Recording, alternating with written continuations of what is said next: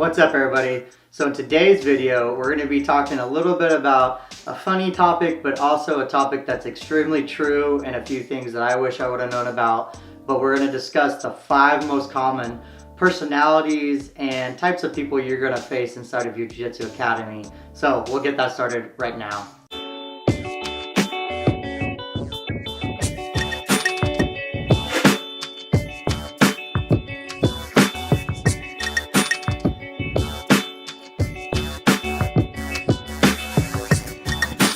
What's up, everybody? My name is Chasen Hill. I'm a Jiu-Jitsu black belt. I'm a full-time Jiu-Jitsu instructor. I've been teaching and training for over 12 years now. So I have a YouTube channel, which is what you guys are watching now. So if you guys like all things Jiu-Jitsu, techniques, sparring videos, Jiu-Jitsu talks like this, please hit the like and subscribe button down below. I'd greatly appreciate it. And yeah, with that, let's get into it. We're going to be discussing the 5 most common personality types that I have experienced when training Jiu-Jitsu, and they can each kind of probably have their own video, to tell you the truth, which I might do because I might run out of content one day. We're going to start with the 5 most common that I have seen, and we'll talk to each one a little bit about it. So let me go over the 5 real quick. Number 1, you have your athletic and strong person. So that's obvious.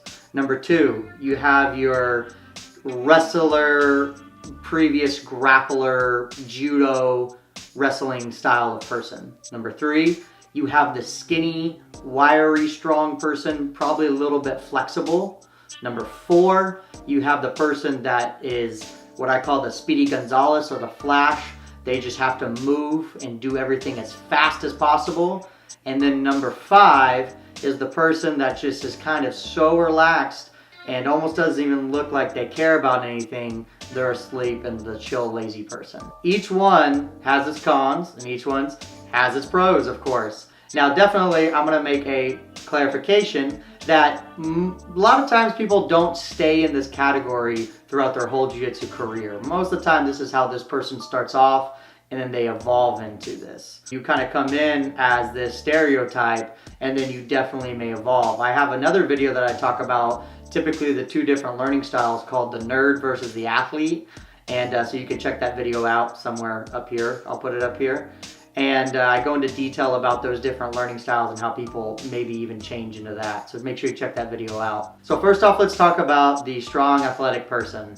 Okay, this is probably one of the most common people that you'll face in the Jiu-Jitsu gym. They're typically a younger person. They don't always have to be a male. I've had a lot of females come in who are ridiculously athletic, and they're very annoying to deal with because they're squirmy and they're strong. This person who is strong and athletic, they just give you everything they got usually. They can just bicep curl out of arm locks, pick you up out of the guard and move you around, and they're harder to sweep a lot of times because they're athletic, they're agile, they're nimble. So dealing with those kinds of people, it's a little bit annoying in the beginning, but typically how I have to deal with that person is I have to do what I call drag them into deep water. You have to kind of wear them out a little bit more. Because they're athletic and strong, that only lasts them so long. They're great in the first 2 to 3 minutes. Then if you start to get them past 5, 6, 7 minutes, they start to dwindle a little bit in their athleticism and their strength because their muscles haven't recovered yet, even though they're strong. They haven't come back yet. You're keeping that pressure on them. Those are the good things that you can do with those people. You just have to be careful because those people can sometimes end up hurting you a little bit because they'll kind of just bench press and push you and roll you into weird positions that maybe you weren't expecting. Because they're athletic, they may try to grab your arm or grab your head in a weird way because they know that they're strong. You have to usually drag them a little bit into deeper water. That's how you have to handle those people. Let's go to person number 2, the wrestler or the previous grappler. And why this is a whole separate category is because you'll see this person in your gym one day, you know, they're kind of over here in the corner, they've got their white belt on, and then, you know, you go to spar with them, then all of a sudden they do a double leg and put you on your back before you know it, and you're like, what the heck happened? Where they know grappling and they're familiar with grappling and they're good in certain positions, but they lack experience in other positions. Wrestling and judo both do ground activities, they just vary in their styles of how they control people. You know, judo guys are going to be a little bit more comfortable in the gi, so they're not afraid to grab your gi and start to put chokes on you and pin you in certain ways, as opposed to wrestlers have no idea what to do with the gi, and they just kind of grab it, but they don't even really a lot of times do that. They're controlling the head, the arm, They're keeping their weight on you really good. Dealing with these two styles are a little bit different. Obviously with the wrestler, if you have them in a gi, you can use that gi to manipulate it quite a bit. You can do chokes, you can keep them pinned down a little bit more with the gi, you can start to wrap it around them. So using the gi is a giant advantage against someone who's a wrestler. Also maybe you playing a little bit more of the bottom game, such as like the guard, getting to their back position. They're not as experienced in those aspects. The judo guide's a little bit different. They're the kind of the same formula. You have to put them into guards, you have to get to their back. They're a little bit more experienced at using the gi, so they can still do some chokes. They're more aware of those things. But you know, you just got to be aware of that previous grappler who has done a little bit and not underestimate them because they haven't done jiu-jitsu, but they feel a little bit different. The third person, the skinny and wiry person. Now, this isn't necessarily a person that's always going to cause you problems in the sense of sparring if you're the bigger person, but it's a style of person. It seems like in every position they can just wiggle their arm into a place. They're the guy that usually tries a thing that's unusual. They'll take the foot and like throw it over their head in some weird way because they're bendy and they're skinny and they can make their joints move in all weird ways. So that person, you kind of have to be careful because they will do techniques from really weird positions that you're not aware of. So you may be sitting in the mount, then all of a sudden their legs come flying in front of you and grab you and pull you back, and you weren't expecting that. So they will do some more sneaky things, right? They're very good typically at defenses a lot of times because their limbs are in very close to them. They're skinny, what I call wiry strong, which is not necessarily the same as like a bench press strong. But those guys I expect weird techniques from usually most of the time. The fourth person that we need to talk about is the person that just is what I call the Speedy Gonzales or the Flash. This is the guy that's over in the training room on the first day, doesn't want to take anything slow, and they just go as fast, as hard as they can on every single technique. It's like they're winning a gold medal, or they only have a fine amount of time to live, I don't know. But they need to go as fast and hard on everything. And the same thing when they start sparring. It seems like every technique is done with 100% speed. If they take down, it's a blast takedown. If they hold you down and put their, mount control hooks in, their hooks going at 100%, just everything is at 100%. Sometimes the best formula to dealing with them, especially if you're an upper belt, is to just get them pinned down. Keep them stuck. Don't let them move. Once you get on top, let them wear themselves out. They typically don't have too much endurance because not only do you wear them out, but they wear themselves out by moving as fast as they can. This is typically a little bit of the younger student. Once you start to get past mid blue belt, purple belt, they start to slow down because they see the benefit of that and they know that they can't really catch upper belts as easy that way. So if you're that Speedy Gonzales guy that feels like you need to go 100 miles an hour on every single thing,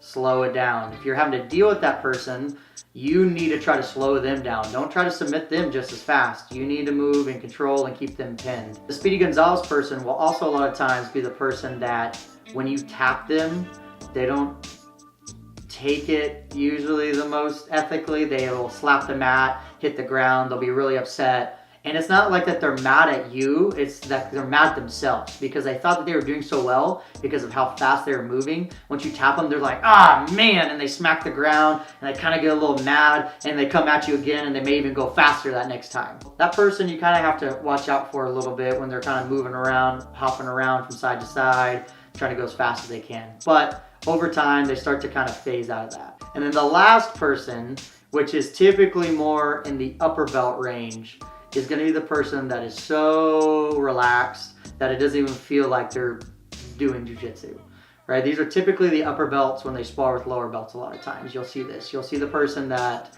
almost looks like when they're using their closed guard and they're laying on their back, they're asleep, or on the bottom of side control, and they have no cares about getting out. They're just staying in the bottom. And this is typically a seasoned person, a person who feels confident in their defenses or their escapes, that they're just waiting for the right opportunities. This is the style I tend to play a lot, even when I'm rolling with my upper belts, because I'm only about 150, 60 pounds. So I can't just overpower everybody. I have to wait for my opportunities. If I get a good purple belt that throws my legs out the way, does a good guard pass, and holds me tight in the bottom of side control, me just fighting and flailing is not going to get me very far. It's going to tire me out, and I got to wait. So a lot of times I'll take the defensive approach and be relaxed and wait for my opportunity and go. That's not always because it's an advanced person. Just some people are naturally more calm in those scenarios. They just feel like that they're just relaxed and they're not in a hurry and they just were really diving into techniques. I typically see that person as a little bit more of an analytical person. Going back to my nerd versus athlete video, they're typically more of the nerd style. They're really buying into the efficiency and the technique of jiu-jitsu. They don't want to do anything out of wrong order or wrong practice. They want to be efficient on everything. So that can be one style of training partner as well too. A person that's just super relaxed and super calm. The last thing to wrap all of this up is people can be a hybrid. You can have people that are multiple aspects. You can have the athletic, strong wrestler who comes in. You can even have the wrestler that's a little bit more on the calm side and relaxed and is more open to the jiu-jitsu aspect and starts playing on the guard and doing things a lot faster than they normally would. And so they kind of a blend there. I've had, you know, the wrestler guy be the Speedy Gonzales guy. You know, I think over time people start to grow and they may pick up one thing. You know, I've had students, for example, be the small skinny guy, but because they get into jiu-jitsu, they start doing weightlifting and wanting to better their jiu-jitsu. So, and I have a whole video about that, things you can do, how to improve your jiu-jitsu outside of jiu-jitsu, so check that out. That, you know, they become the athletic and strong guy, but they're also with jiu-jitsu skill. So you can definitely mold and morph your way into different aspects, but these are just the 5 most common people that I can kind of identify in a gym when I first walk in there and kind of see what they're about. So with that, I hope you guys like this video. I hope this helped you guys out a little bit, kind of gave you a little bit of insight on different people and how they train. Quick plug here, I just started a new podcast called the Chasing Life Podcast. So check it out down here in the comments below. It's mainly a jiu-jitsu heavy podcast. You can find it where all podcasts are found. I do a little interview style. I talk to different jiu-jitsu people, school owners, get their experiences. Just cool conversation that, you know, I like to have. So if you're in a podcast, make sure you guys check that out. And with that, I'll see you guys next time.